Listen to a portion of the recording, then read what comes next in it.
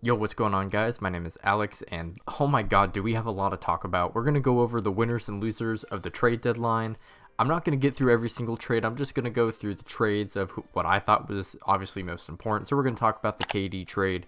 We're going to talk about the Kyrie trade. But first, I want to go over my first winner, and that's the Los Angeles Lakers. So the Lakers made a bunch of moves, and I guess we'll start off with the Westbrook trade. I think the Lakers, just from that trade, dramatically improved their roster. Obviously, D'Angelo Russell, I guess you can argue, is he better than Westbrook? I think he most certainly is, but on top of him just being, having a better season this year, I think he's just a better fit, and obviously he's able to shoot the ball. He can play make as well. He's not going to make as many stupid decisions as Westbrook, in my opinion, and I think overall he'll just be a better fit. Having Malik Beasley as well, having extra shooting on this Lakers team is always great when you have a team with LeBron on it, and also AD, so that allows the Lakers to run a little bit smaller with AD at the 5. And then getting Jared Vanderbilt, who is still young, not really, he's honestly a pretty negative asset on the offensive end, but defensively, he has shown a lot of potential.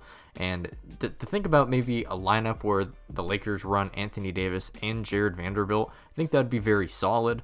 But this isn't the only thing that the Lakers did at the trade deadline. They also ended up trading Patrick Beverley to the Orlando Magic for center Mo Bamba. Now you may ask, why would they get Mo Bamba? Because they have Thomas Bryant coming off the bench. Well, they also dealt Thomas Bryant.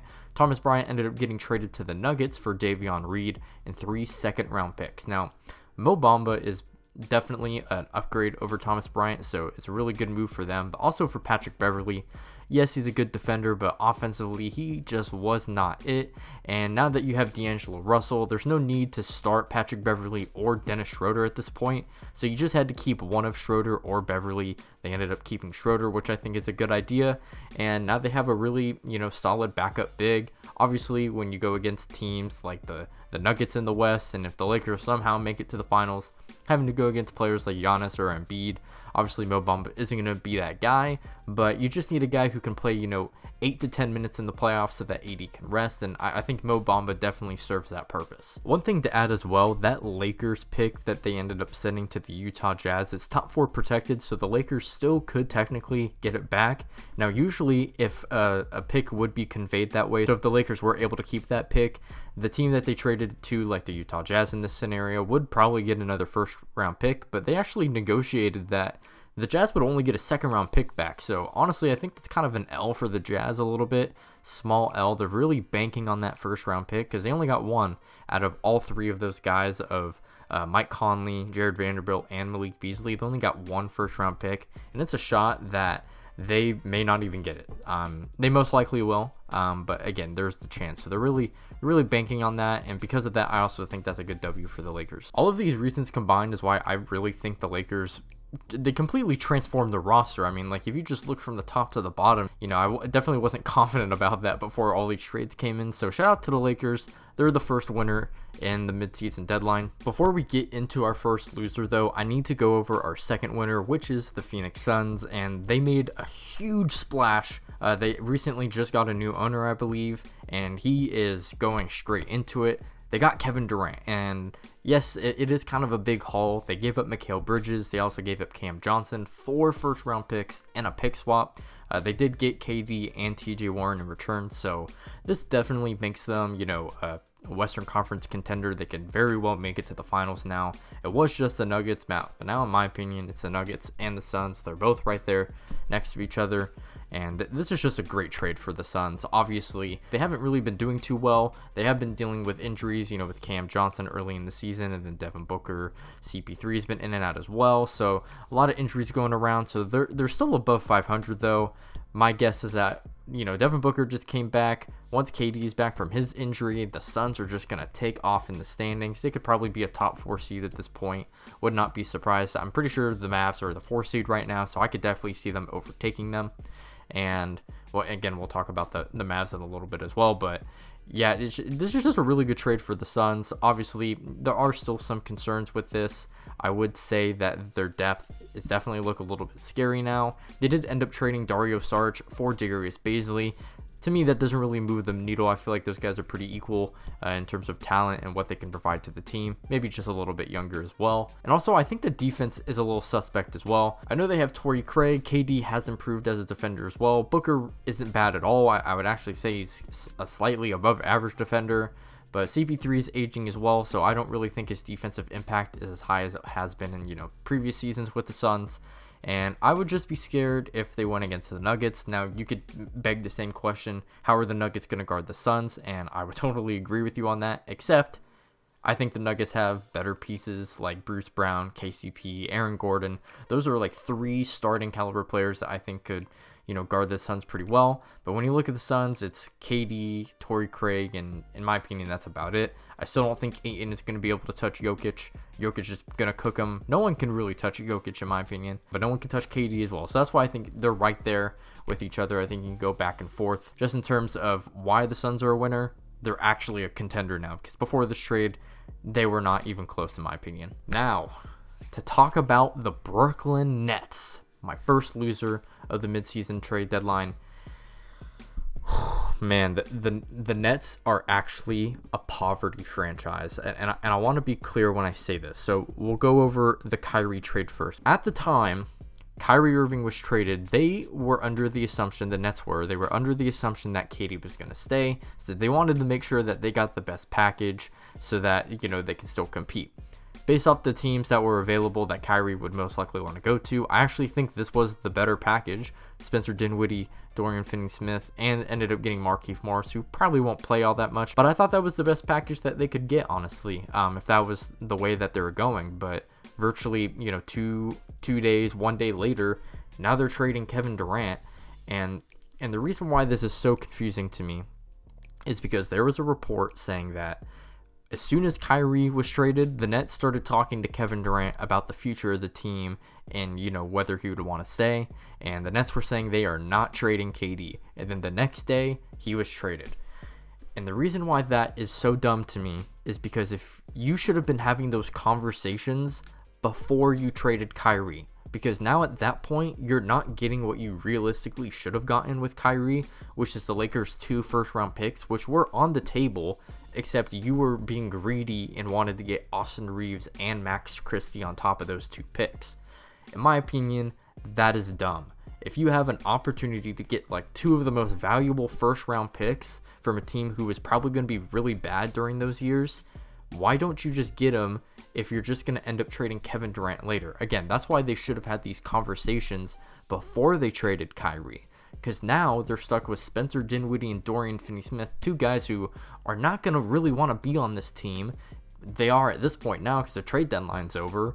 But it's like, why would you trade for these guys in hopes that you can still contend if a day later you're going to find out that KD just wants to leave? Like, you should have had this conversation before you traded him. I do not understand that. And in terms of the Suns trade for the Nets, obviously Mikal Bridges, great 3-and-D guy. They could end up flipping him later on in the offseason for more picks as well. So I guess that could be okay. Cam Johnson as well, same thing.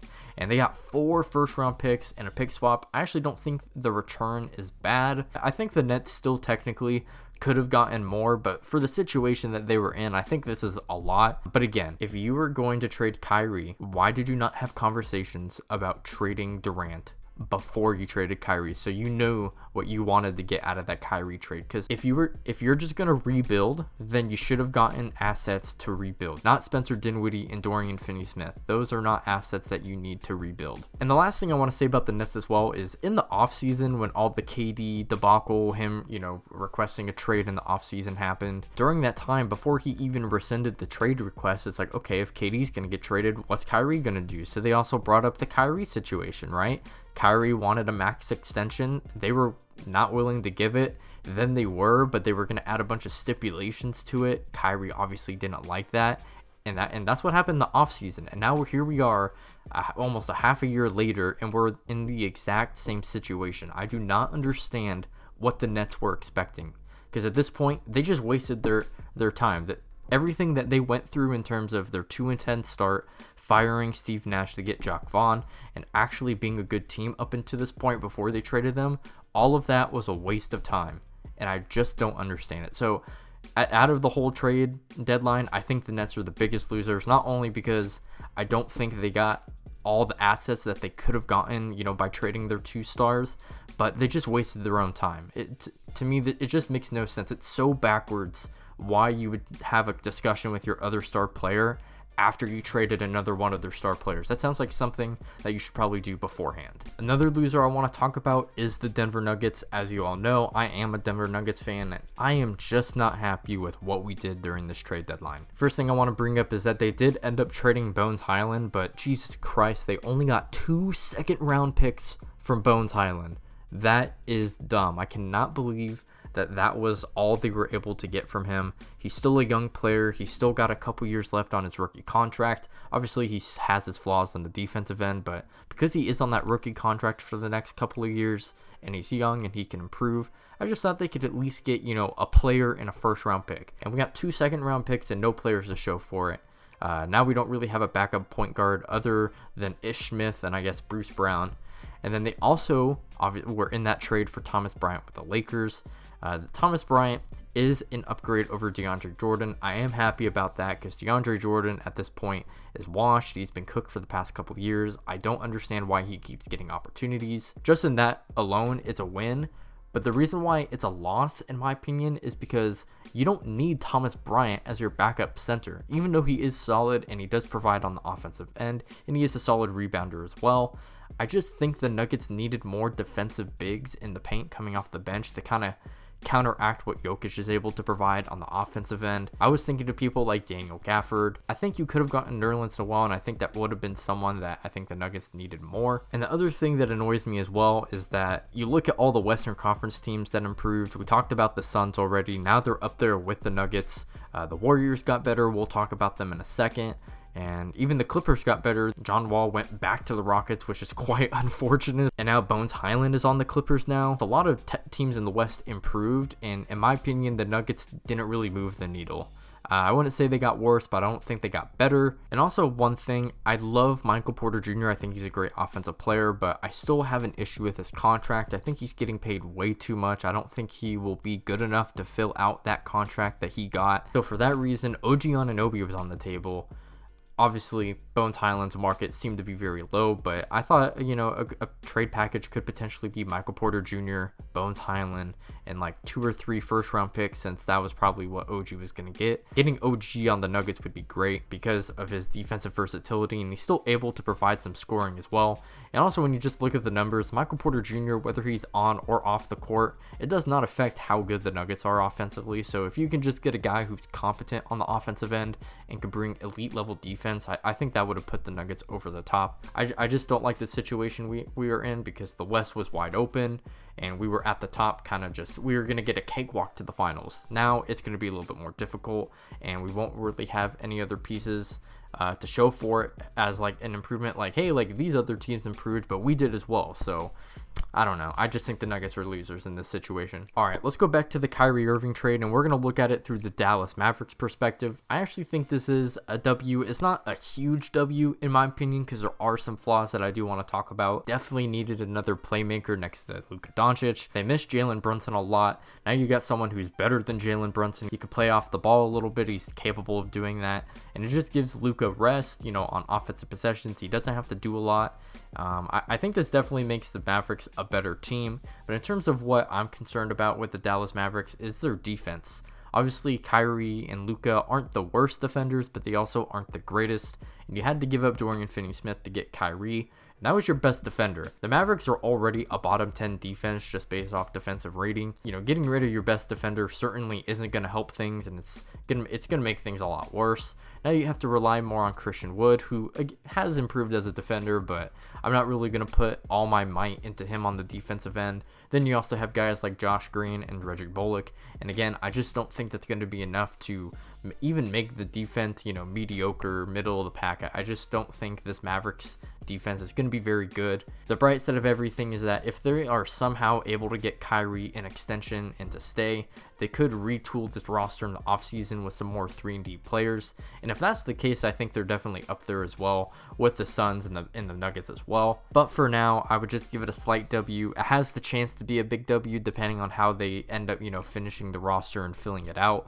But the defense is a big problem in my opinion, but offensively they're going to be fun to watch, and I still think they will be better in general. Next, let's talk about the Portland Trail Blazers. These guys are losers. They are absolute losers. I actually think they got worse through the trades that they did. I don't quite understand why they ended up trading Josh Hart away to the Knicks for Cam Reddish and a protected first round pick. Cam Reddish is young. I guess he still has potential, but he hasn't shown me enough to be very confident in what he could bring. Sure, you get a first round pick in return as well, but in general, if you're the Blazers, you should be trying to win when you have Damian Lillard on your team, so the first round pick, in my opinion, doesn't really matter. And then they also did a stupid trade.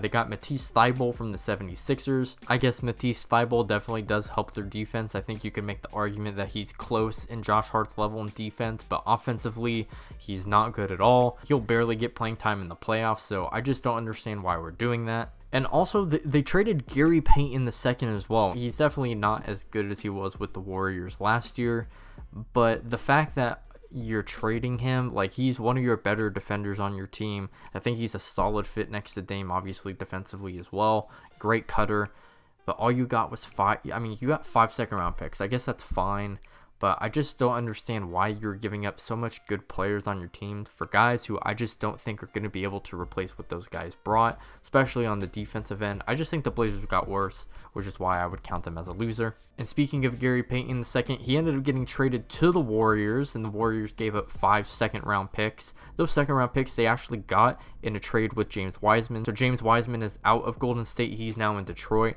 But I think this is a W for the Warriors. Obviously, James Wiseman wasn't playing at all, and they got 5 second-round picks, which honestly is kind of sad, especially since James Wiseman was a second pick overall. Only getting 5 second-round picks out of that is kind of a yikes, but you were able to use those second-round picks to get Gary Payton, so I think in general it is a good trade for them. Obviously, they needed defense on this team. Their defense has not been good at all. They also needed better depth off the bench. Gary Payton does that for them as well. So now they have DiVincenzo and Gary Payton II as defenders off the bench.